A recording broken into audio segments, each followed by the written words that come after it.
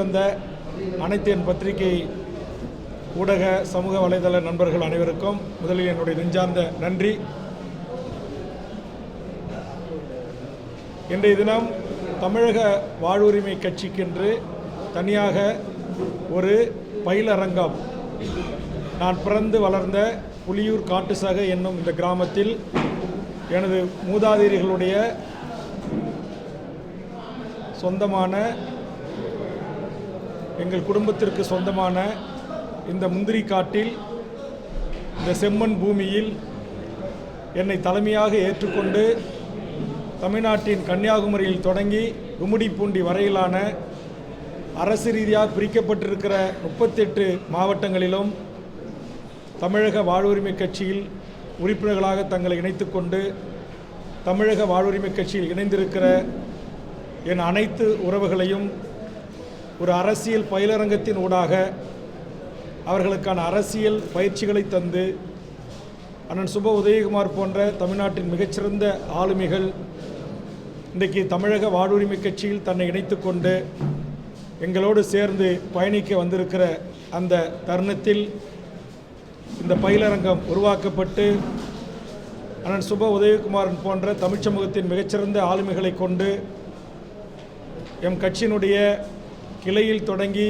நிறுவனர் வரையிலான அனைத்து நிலை பொறுப்பாளர்களுக்கும் ஒரு அரசியல் பயிற்சியை இந்த பயிலரங்கத்தின் ஊடாக தந்து சமகால அரசியல், தமிழக அரசியல், இந்திய அரசியல், உலக அரசியல், சுற்றுச்சூழல், காலநிலை மாற்றம், புவி வெப்பமடைதல், கனிம கொள்ளை, லாட்டரி விற்பனை, பாலியல் சீண்டல், இது போன்ற குற்றச்சாட்டுக்கு ஆளாகாத தமிழக வாழ்வுரிமை கட்சி தொண்டர்களை தயார் செய்யும் நோக்கோடு இந்த பயிலரங்கம் புலியூரில் இருக்கிற என்னுடைய முந்திரி தோட்டத்தில் என் முன்னோர்களால் வம்ச வழியாக என் குடும்ப உறவுகளால் பராமரிக்கப்பட்டு வருகின்ற ஒரு கூட்டு குடும்பமாக இருக்கின்ற இந்த இடத்தில் என் சகோதரர்களுடைய துணையோடு, என் குடும்பத்தார் துணையோடு இந்த இடத்தை ஒரு அரசியல் பயிலரங்கமாக அமைத்திருக்கிறேன். இந்த முதல் நாள் அரசியல் பயிலரங்கத்திற்கு தமிழ்நாடு முழுவதும் இருந்து எமது தமிழக வாழ்வுரிமை கட்சியின் மாநில, மாவட்ட, தொகுதி பொறுப்பாளர்கள் அளவில் இன்றைக்கு கலந்து கொண்டிருக்கிறார்கள். அடுத்தது கிளை, பேரூராட்சி, நகரம், ஒன்றியம், மாநகராட்சி அடிப்படையில், கட்சியின் கட்டமைப்பு அடிப்படையில் தொகுதி வாரியாக அழைக்கப்பட்டு என் கட்சியினுடைய முன்னணி தலைவர்களாலும் தோழர் சுப உதயகுமாரன் போன்றவர்களாலும் மூத்த பத்திரிகையாளர்கள், அரசியல் விமர்சகர்கள், பேராசிரியர் பெருமக்களாலும் இந்த பயிற்சி அளிக்கப்பட்டிருக்கிறது. இந்த நோக்கத்திற்காகத்தான் இன்றைக்கு இந்த பயிலரங்கம் தொடங்கி வைக்கப்பட்டிருக்கிறது. இந்த தொடங்கப்பட்ட இந்த நாளில் எனதருமை பத்திரிகை ஊடக நண்பர்களை சந்திப்பதற்கான முக்கியத்துவம் வாய்ந்த செய்திகள் என்பது ஒரு 3 முக்கிய செய்திகள், நம்முடைய மாவட்டத்தை சார்ந்த செய்திகளை உங்களோடு பகிர்ந்து கொள்ள விரும்புகிறேன். ஒன்று, நம்முடைய நெய்வேலியை ஒட்டி இருக்கின்ற வானராயபுரம் என்கிற பஞ்சாயத்துக்குட்பட்ட அந்த கிராமத்தில் பன்னெடுங்காலமாக அந்த மக்கள் வாழ்ந்து வருகிறார்கள். அவர்களுடைய வீடு, விவசாய நிலங்கள் முற்றுமுதலுமாக NLC கையகப்படுத்த திட்டமிட்டு அந்த பணிகளை தொடங்கியிருக்கிறார்கள். அதிலும் சில மக்கள் கொடுப்பதற்கும் தயாராக இருக்கிறார்கள், நான் மறுக்கவில்லை. ஆனால் ஒட்டுமொத்த அந்த மக்களுடைய கோரிக்கை, திருமணமாகி கணவன் மனைவியாக குடும்பமாக இருக்கின்றவர்களுக்கு அவருடைய மூதாதையர்கள், தந்தை தாத்தாவுடைய சொத்துக்களை பாக பிரிவினை செய்து கொள்வதற்கு தமிழக முதலமைச்சர் உரிய உத்தரவுகளை பிறப்பிக்க வேண்டும். அதற்கும் பிறகு அந்த திருமணமாகி தனி குடும்பம் நடத்துகின்ற குடும்பத்தார் ஒருவருக்கு நிரந்தர வேலை வேண்டும். அதுபோன்று இழைப்பிடும் குடும்பத் தலைவராக இருக்கிற குடும்ப அட்டை உள்ள ஒவ்வொருக்கும் வீட்டுக்கு வேலையும், அவரவர்களுடைய வீடும் அவரவர்களுக்கு என்று அளிக்கப்பட்ட நிலங்களுக்கும் உரிய மதிப்பீட்டை அவர்களோடு பேச்சுவார்த்தை நடத்தி அதை வழங்க NLC நிர்வாகம் முன்வர வேண்டும். அதற்கு உரிய ஏற்பாட்டை மாண்புமிகு தமிழக முதலமைச்சரும் தமிழ்நாடு அரசும் நம்முடைய மாவட்ட ஆட்சித்தலைவரும் மேற்கொள்ள வேண்டும். இந்த கோரிக்கைகளும் இன்னும் சில கோரிக்கைகளை முன்வைத்து வானராயபுரம் மக்கள் கடந்த சில தினங்களுக்கு முன்பாக தங்கள் சொந்த கிராமத்தில் தங்கள் பஞ்சாயத்து அலுவலகம் முன்பாக அமைதியான வழியில் ஒரு கவனஈர்ப்பு ஆர்ப்பாட்டத்தை தொடங்கிய போது அங்கு காவல்துறை குவிக்கப்பட்டு அவருடைய ஷாமனாக்கள் பிரித்து எறியப்பட்டு பெண்களை ஒருமையில் பேசி அவருடைய மைக்கள் பிடுங்கப்பட்டு ஒரு மிகப்பெரிய காவல்துறை ஒரு அடாவடியை அட்டுழித்தி செய்திருக்கிறது. இதை நான் மிக வன்மையாக கண்டிக்கிறேன். சமீப காலமாக சட்ட ஒழுங்கு காவல்துறையுடைய போக்கு என்பது தமிழக அரசுக்கும் மாண்புமிகு முதலமைச்சருக்கும் காவல்துறைக்கும் கண்ணியத்தை ஏற்படுத்தி தருகின்ற நிகழ்வாக அமையவில்லை. அதற்கு அடுத்த உதாரணமாக உங்களுக்கு தெரியும், மலையடி குப்பம், பெத்தனாங்குப்பம் போன்ற மலை கிராமங்களில் 200 ஆண்டுகளமாக அந்த மக்கள் அரசுக்கு சொந்தமான இடங்களை வாழ்ந்து வருகிறார்கள், விவசாயம் செய்து வருகிறார்கள், வீடு கட்டி வாழ்ந்து வருகிறார்கள். திடீரென்று அரசாங்கம் எந்தவித முன்னறிவிப்புமின்றி, அதுவும் இப்போ உங்களுக்கு தெரியும், பங்குனி, சித்திரை, வைகாசி இந்த 3 மாதம் தான் எங்களுடைய முந்திரிகள் ஆண்டுக்கு ஒரு முறை வருமானத்தை ஈட்டி தருகின்ற அந்த முந்திரி விவசாயத்தை நம்பி, வாழை போன்ற மணிலா போன்ற விவசாயத்தை நம்பி வாழ்கின்ற அந்த மக்கள் அந்த இடங்களில் பயிர் செய்திருந்த அந்த பச்சை வயல்களையும் பச்சை முந்திரிகளையும் வாழைகளையும் ராட்சச பொக்லின் ராட்சச ஹிட்டாச்சி மிஷின்களை கொண்டு வந்து வேரோடு புடுங்கி அவர்களை உயிரோடு வீதியில் வீசுவது போல் வீசியிருக்கிறார்கள். இது மிக கடுமையான கண்டனத்துக்குரியது. இது மிக கடுமையாக நான் கண்டிக்கிறேன். இந்த தமிழ்நாடு அரசு அல்லது தமிழ்நாட்டினுடைய மாண்புமிகு முதலமைச்சரின் கட்டுப்பாட்டில் இருக்கிற மாவட்ட ஆட்சித்தலைவர், மாவட்ட காவல் கண்காணிப்பாளர் எதற்காக காவலர்களை கொண்டு வந்து ஆர்டிஓ, தாசில்தார்கள் அங்கு வந்து குவிக்கப்பட்டு திடீரென்று அந்த மக்களுடைய ஆண்டு அனுபவத்தில் இருந்த அவர்கள் எல்லாரும் பட்டா கேட்டு போராடி வராங்க. இந்த நேரத்தில் அந்த விவசாயத்தை இன்னைக்கு பல ஏக்கரில் அடியோடு விவசாயத்தை அழித்ததற்கான அடிப்படை காரணம் என்ன? ஒரு வெளிப்படைத்தன்மையோடு மாவட்ட ஆட்சித்தலைவர், மாவட்ட வருவாய் அலுவலர், மாவட்ட கோட்ட ஆட்சியாளர்கள் இந்த இடத்தை இந்த தேவைக்காக நாங்கள் கையகப்படுத்துகிறோம் என்கிற எந்த அறிவிப்பும் வெளியிடவில்லை. எனதருமை பத்திரிகை ஊடக நண்பர்கள், இதுவரையில் அந்த இடம் எந்த நோக்கத்திற்காக அரசு இப்படி மக்களை அடித்து விரட்டி கைது செய்து பெண்களை குண்டுகட்டாக தூக்கி இவ்வளவு சித்திரவதைக்கு உள்ளாக்கி அந்த மக்களை கைது செய்துவிட்டு அந்த விவசாயத்தை பச்சை பசேல் இருக்கிற விவசாயத்தை அழிக்க வேண்டிய அவசியம் என்ன? அங்கே என்ன பொதுமக்கள் சொல்கிறாங்க, அங்கே வந்து தோல் இண்டஸ்ட்ரி, கெமிக்கல் கம்பெனி வரப்போகுதுன்றாங்க, தோல் தொழிற்சாலை வரப்போகுதுன்றாங்க. எந்த மாதிரி தொழிற்சாலை? எந்த பெரும் கார்ப்பரேட் நிறுவனத்துக்கு தாரை வார்ப்பதற்கு பன்னெடும் காலமாக வாழ்ந்து வருகின்ற கடலூர் மாவட்டத்தினுடைய பூர்வீகுடி மக்களை வேரோடு பீத்தி எறிவதற்கான காரணம் என்ன என்பதை மாவட்ட ஆட்சித்தலைவர் உடனடியாக ஊடக பத்திரிகை நண்பர்களுக்கு விளக்கமளிக்க வேண்டும். காட்டுமிராண்டித்தனமாக காவல்துறை அங்கே நடந்து கொண்டிருக்கிறது. நேற்றைக்கு தொலைக்காட்சிகளிலே நான் பார்க்கிறேன், பெண்களை குண்டு கட்டாக தூக்கிட்டு போகிறீங்க, கையை பிடிச்சி பரபரன்னு இழுத்துட்டு போகிறீங்க. இது என்ன நடக்குதுன்னு பார்க்க வந்த அரசியல் கட்சிக்காரங்களை அல்லது தட்டி கேட்க வந்த அரசியல் கட்சிக்காரங்களை கைது பண்ணுறீங்க. இது என்ன நடந்துக்கிட்டு இருக்குது தமிழ்நாட்டில் அப்படின்னு எனக்கு தெரியல. உடனடியாக இதற்குரிய விளக்கத்தை தமிழக அரசு உடனடியாக வெளியிட வேண்டும். அங்கு நான் சட்டமன்றத்தில் கேட்டது ஒரு வேளாண்மை கல்லூரி வேண்டும் என்றேன். பாலூரையும் பாலூருக்கு அருகாமையில் இருக்கிற மலைப்பகுதியும் இணைத்து ஒரு வேளாண்மை கல்லூரி அறிவிப்பிற்கான வேண்டுகோளை நான் முன்வைத்தேன். அதை குறித்து நான் பரிசீலிக்கிறேன் என்று வேளாண்மைத்துறை அமைச்சர்கள் சொன்னார். ஒன்று, அந்த இடம் வேளாண்மை பல்கலைக்கழகம் வருவதற்காக எடுக்கிறீங்களா, இல்லை தோல் தொழிற்சாலை வருவதற்காக எடுக்கிறீங்களா, இல்லை கெமிக்கல் இன்று ஷிப்காட்டை நாசமாக்கி தெற்காசியாவிலே மனித இனம் வாழ்வதற்கு லாய்க்கற்ற இடம் என்று அறிவிக்கப்பட்டிருக்கிற அதுபோன்று இன்னொரு தொழிற்பூங்கா என்கிற பேரை ஷிப்காட்டு கொண்டு வர போகிறீங்களா? ஏன் எல்லாவற்றையும் மறைக்கிறீங்க? மாவட்ட நிர்வாகம் ஏன் மறைக்குது? பொதுமக்களை அச்சுறுத்தி பீதியை உண்டாக்கி அறுவடை செய்வதற்கு 3 மாதம் அவகாசம் தாருங்கள் என்று விவசாயிகள் கேட்டபோது கூட தர மறுத்து இந்த காட்டு மிராண்டித்தனத்தை ஏன் செய்தார்கள் என்று கேள்வி எழுப்புகிறேன். ஏற்கனவே என்எல்சி நான் பேச்சுவார்த்தை சீஃப் செக்ரட்டரியோடு முதலமைச்சரோடு பேச்சுவார்த்தையில் 3 கட்டம் ஈடுபட்டு கொண்டிருந்த போது சேத்தியத்தோப்பு பகுதியை ஒட்டிய நெல் வயல்களை அழித்தீர்கள். சென்னை உயர்நீதிமன்றம் தானாக அந்த வழக்கை விசாரித்து அதிலே உங்களை கண்டித்து அந்த பருவம் அறுவடை செய்வதற்கு அனுமதிக்க வேண்டும், ஏன் இவ்வளவு அவசரம் காட்டுகிறீர்கள் என்று எச்சரித்து கண்டித்தது. ஏற்கனவே இந்த மாவட்டத்துடைய ஆட்சித்தலைவர், காவல் அதிகாரிகள் உயர்நீதிமன்றத்தினுடைய கண்டிப்புக்கு ஆளாகி இருக்கிறீர்கள். அப்படி இருக்கின்ற போது இன்றைக்கு மலையடிர் குப்பம் உள்ளிட்ட பெத்தாங்குப்பம் உள்ளிட்ட இந்த பகுதிகளை இவ்வளவு அவசரமாக விவசாய நிலத்தை அழிக்க வேண்டிய அவசியம் என்ன?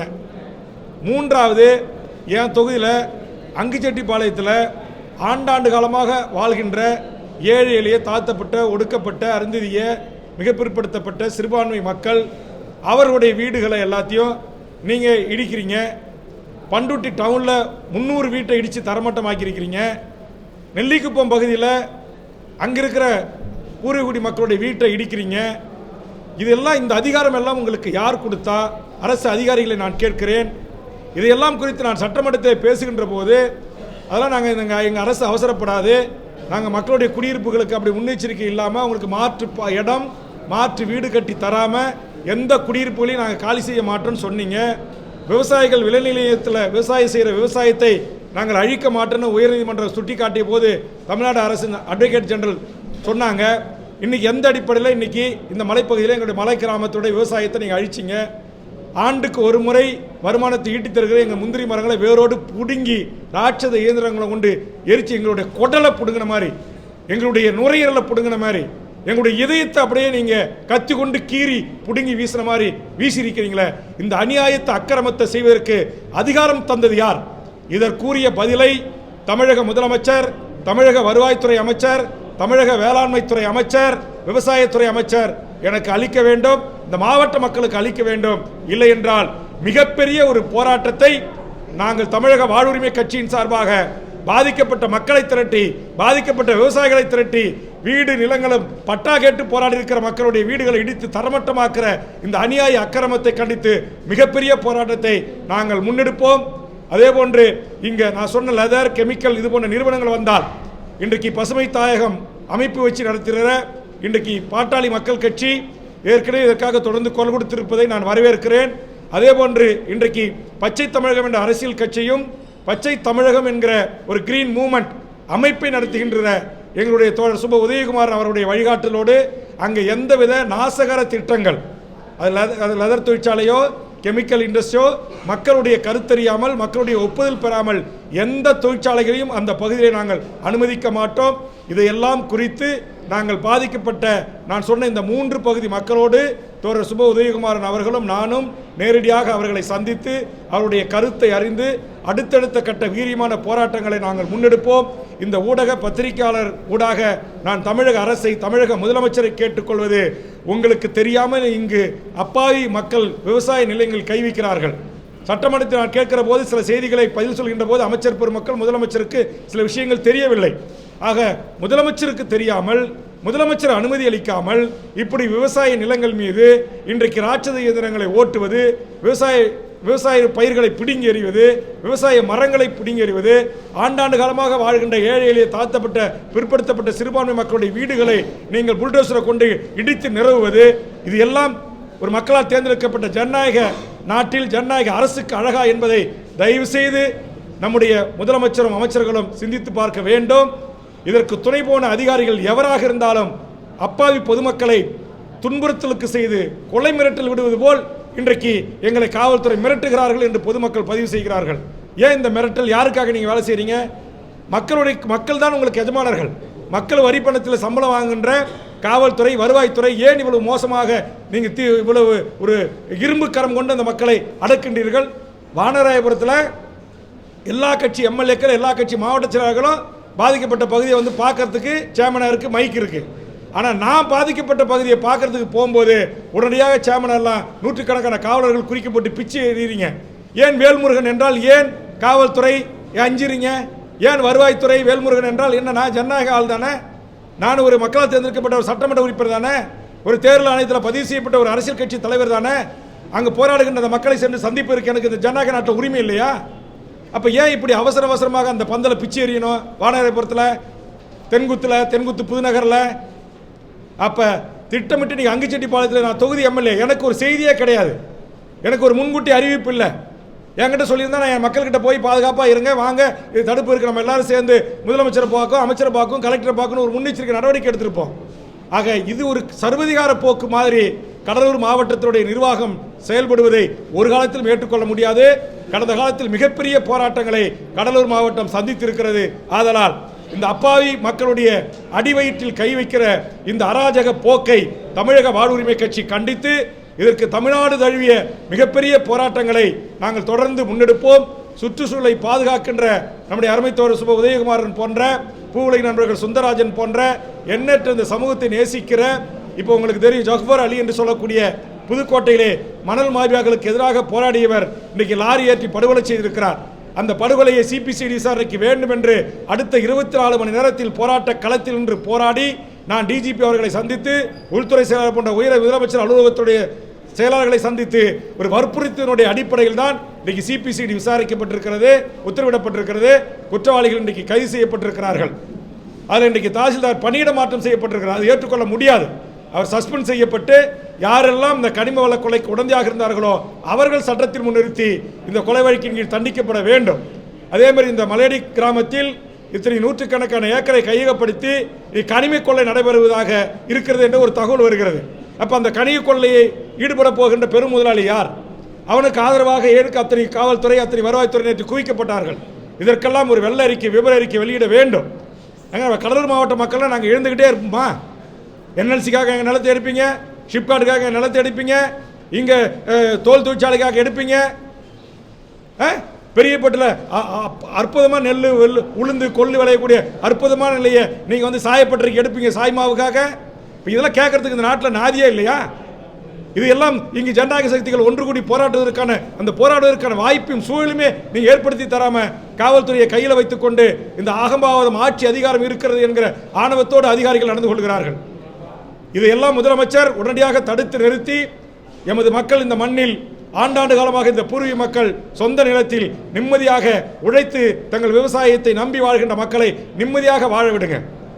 அப்படி என்ற வேண்டுகோளை என்னுடைய தாய் நிலமான சொந்த இந்த விவசாய பூமியிலிருந்து மாண்புமிகு தமிழக முதலமைச்சருக்கும் தமிழக அரசுக்கும் வேண்டுகோளாக முன்வைக்கிறேன். இதை மூன்றையும் இந்த அடாவடி அட்டூழிய கைப்பற்றலை நிறுத்த வேண்டும். இந்த 3 கிராம சார்ந்த மக்களோடு பேச்சுவார்த்தை நடத்தி ஒரு சுமூக தீர்வை எட்டிவிட்டு தான் அவர்கள் கேட்கின்ற இழப்பீடு, என்எல்சி சம்பந்தமானவர்கள் வீட்டுக்கு ஒருவருக்கு நிரந்தர வேலை, ஏக்கர் ஒன்றுக்கு 1 கோடி என்ற கோரிக்கை. அதே போல மலடி கிராமத்து மக்கள் பட்டா கேட்கிறார்கள், பட்டா கொடுங்க. அதே மாதிரி இன்றைக்கு அங்குச்செட்டிப்பாளையத்தில் அங்கே இருக்கிற அந்த மக்கள் பட்டா கேட்குறாங்க, பட்டா கொடுங்க, அவங்களுக்கு வீடு கட்டி கொடுங்க.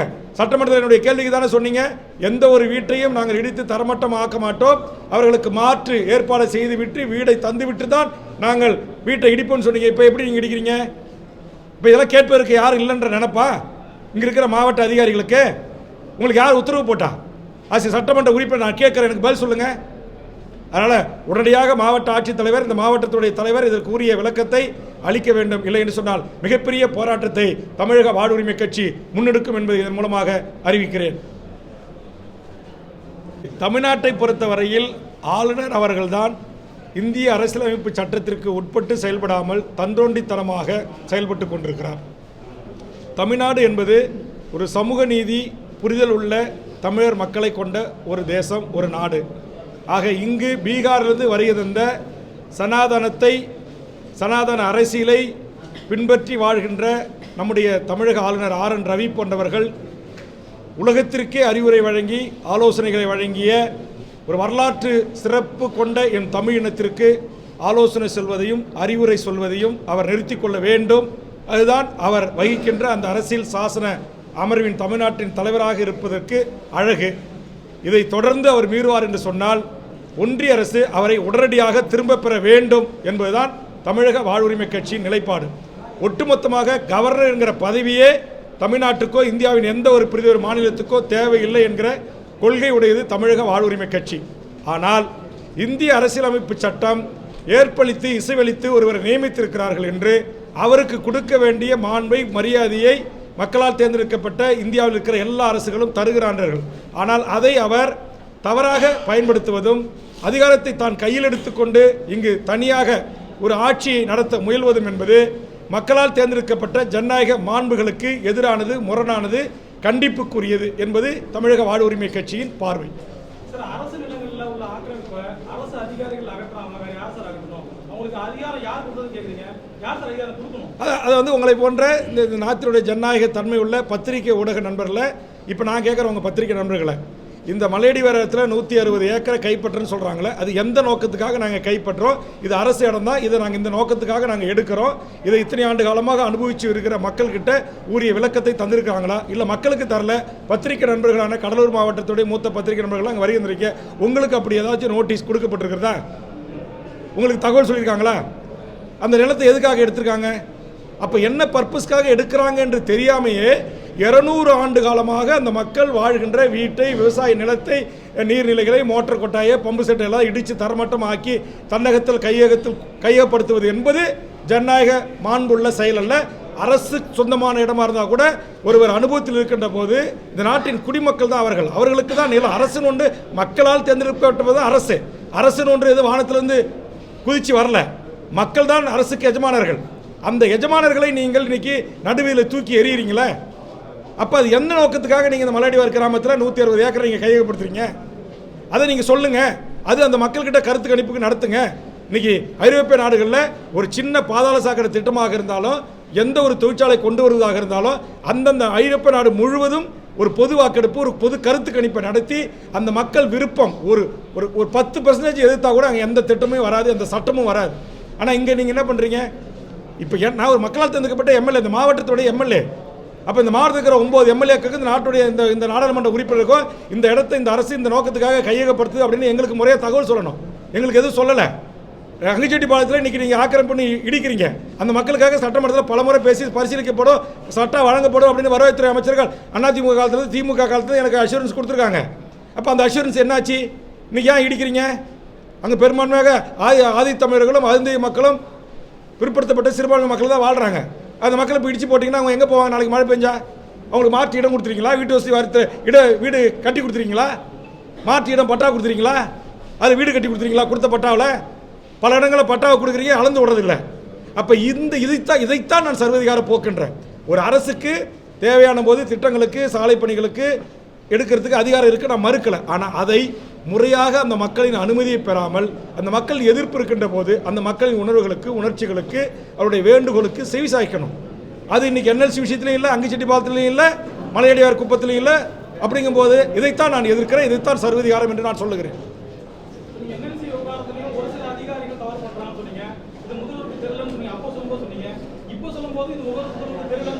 ஆமாம், ஏன்னா நான் ஒவ்வொரு முறையும் சட்டமன்றத்தில் இந்த பிரச்சனையை பேசும்போது அவர் எழுந்து இது என் கவனத்துக்கு வரல வேல்முருகன், நான் பேச்சுவார்த்தை செய்கிறேன் அப்படின்னு சொல்லி தான் உங்களுக்கு தெரியும்.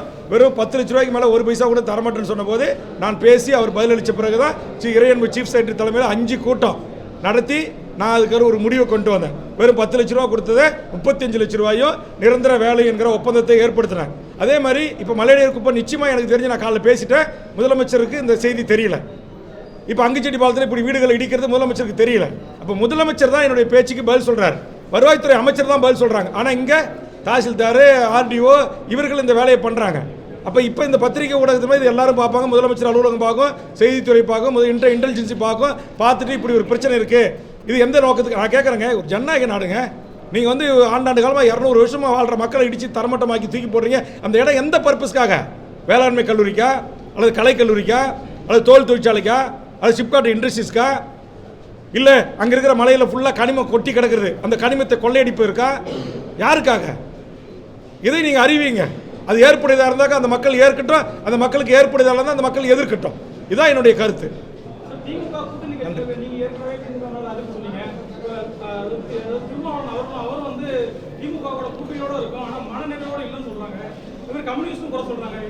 அதாவது திமுக கூட்டணியில் இருக்கிற அரசியல் கட்சிகள் கூட்டணியை குறித்து யாரும் எந்த கருத்தும் சொல்லவில்லை. என்னை பொறுத்தவரையில் தமிழக வாழ்வுரிமை கட்சி உங்களுக்கு பலமுறை நான் சொல்லியிருக்கிறேன், நாங்கள் கூட்டணியில் இருப்பதற்கும் சமூகத்தில் நடக்கிற அநியாயங்களை, அக்கிரமங்களை, காவல்துறை, அரசு அதிகாரிகளுடைய அடாவடிகளை, அட்டூழியங்களை, தவறுகளை சுட்டி காட்டுவதற்கும், கேள்வி எழுப்புவதற்கும், பத்திரிகை ஊடக நண்பர்களின் ஊடாக முதலமைச்சர், அமைச்சர் பெருமக்கள் கவனத்தை ஈர்ப்பதற்கும் எந்த சம்பந்தமும் இல்லை. ஓகே, நன்றி. அது காலப்போக்கில் உங்களுக்கு தெரியும். நன்றி.